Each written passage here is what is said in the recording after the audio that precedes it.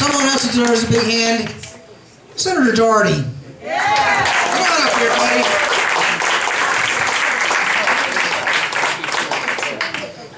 You got a little bit of snow up there, huh? Thank you. It's great to be here. I understand you all changed your name from the Jackson Tea Party to the East Coast Tea Party? Yeah! I'm sorry, East Jersey. East Jersey. All right, well, I'm glad to be here with the East Jersey Tea Party. Though I like the Jackson name, too. You know, Andrew Jackson, he actually paid off the national debt when he was president. And he was very proud of that. I'm pleased to be here. Also, Assemblyman Ron Dancer. He, you know, as Ron will tell you, a lot of elected officials like to run their mouth in Trenton. They talk every time they get a chance. Isn't that right, Ron? Well, let me tell you, Ron doesn't talk as much as all those other elected officials, but when he does, people listen. Because he has a strong voice, and he stands up for his constituents, and he does his job in Trenton, so I'm pleased to be here. He's a good friend.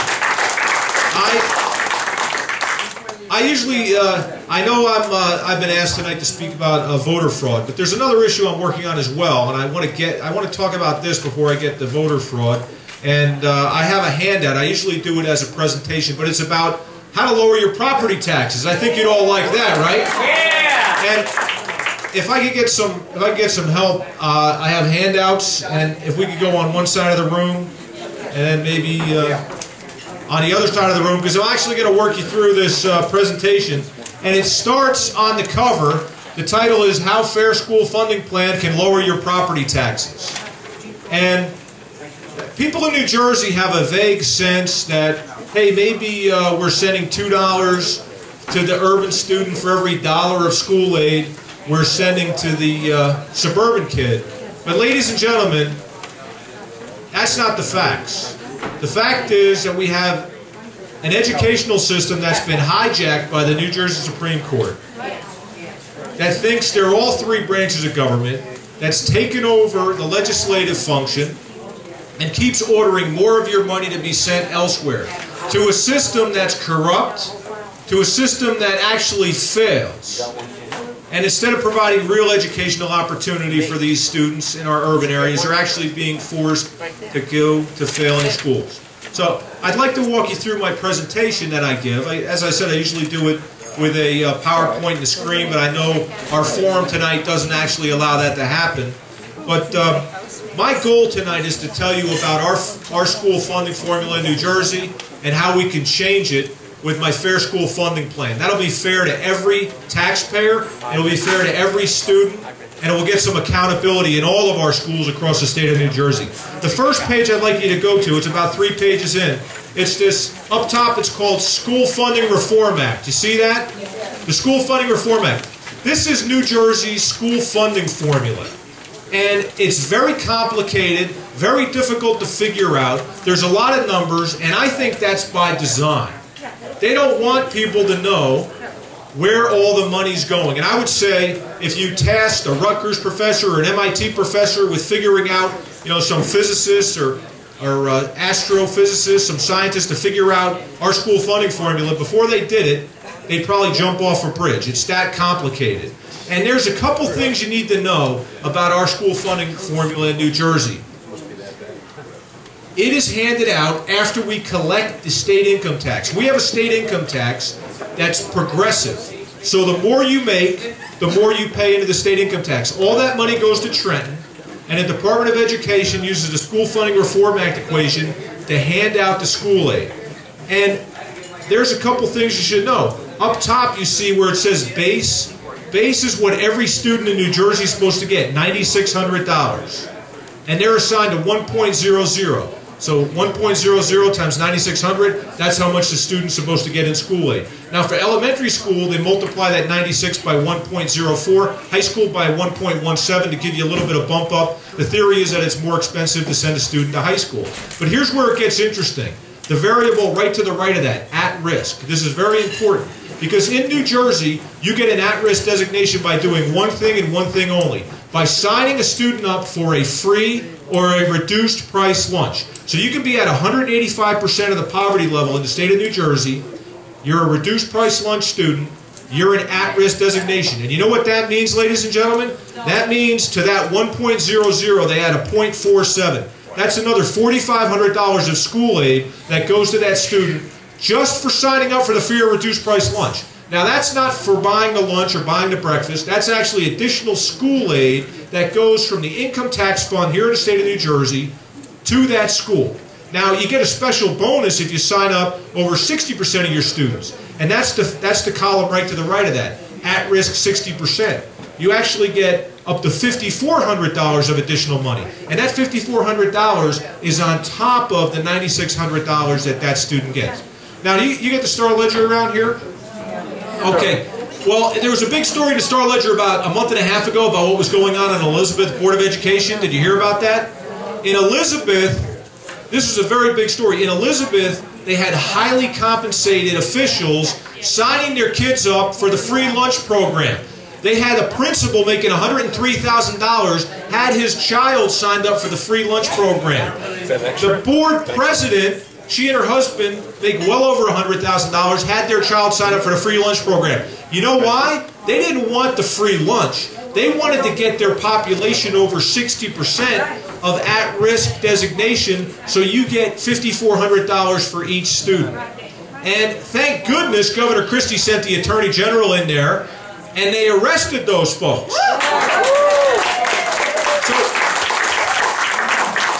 Now, the reason they do this is they get all this additional school aid. Up to now, it's been a, quote, honor system. An honor system, that's a classic conflict of interest. Nobody's checking, and you sign the kids up for free money. And the more kids you sign up, the more money you get. Well, wouldn't you know that the state auditor actually went out and checked the records, these at-risk records. We have 428,000 kids in the state of New Jersey signed up for free or reduced price lunch. Our state auditor checked the records, and you know what he found? He found out of 428,000, when he checked the records, 37% of the students that were signed up were actually ineligible.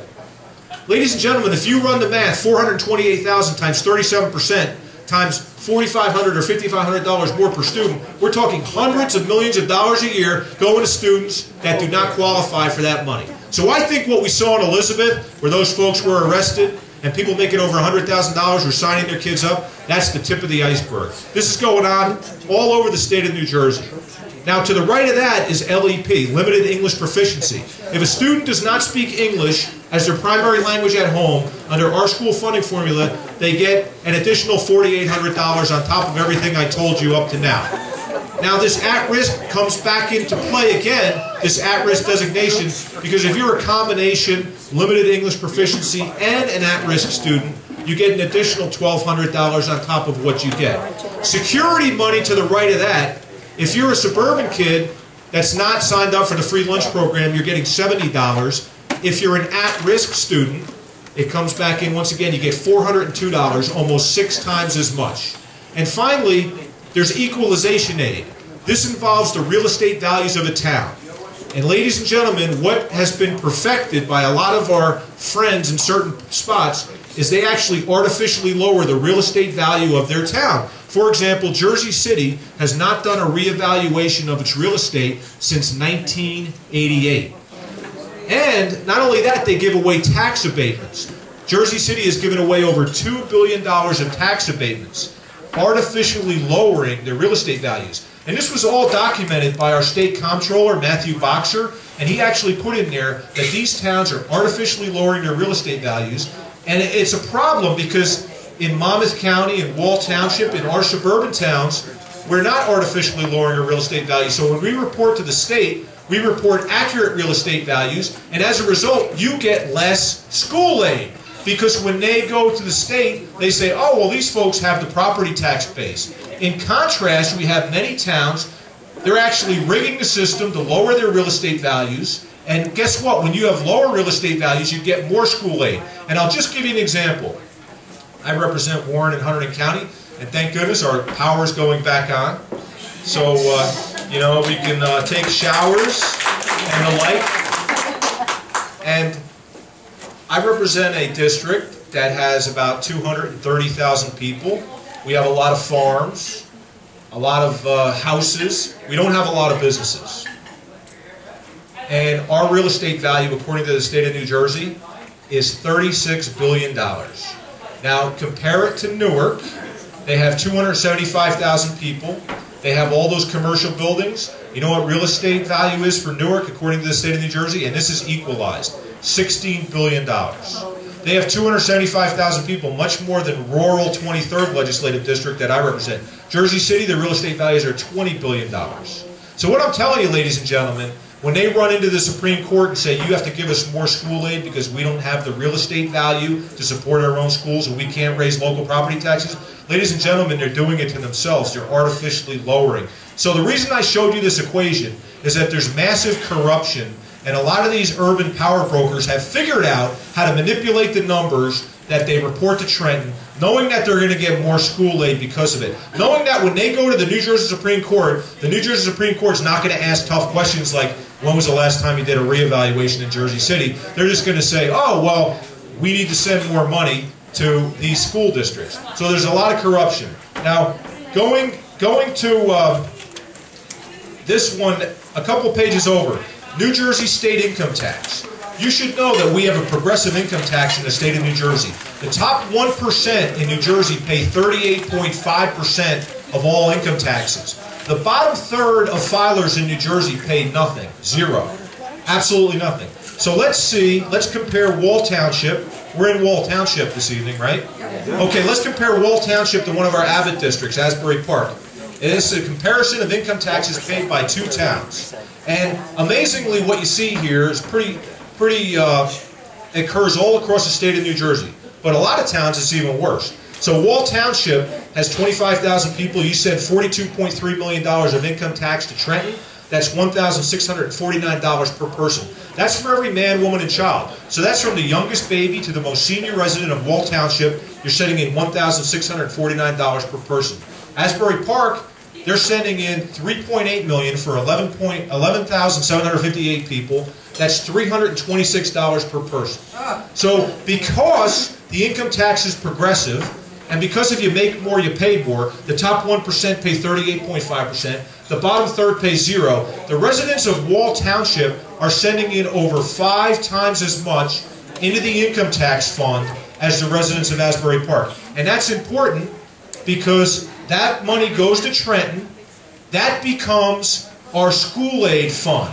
That becomes what's called the Property Tax Relief Fund. That money has to be used for school aid, municipal aid, county aid, rebate programs, senior freeze. That's all it can be used for, reducing property taxes. So flip over, all that money goes down to Trenton. You folks send in 5 times as much. Now let's see how that money is distributed.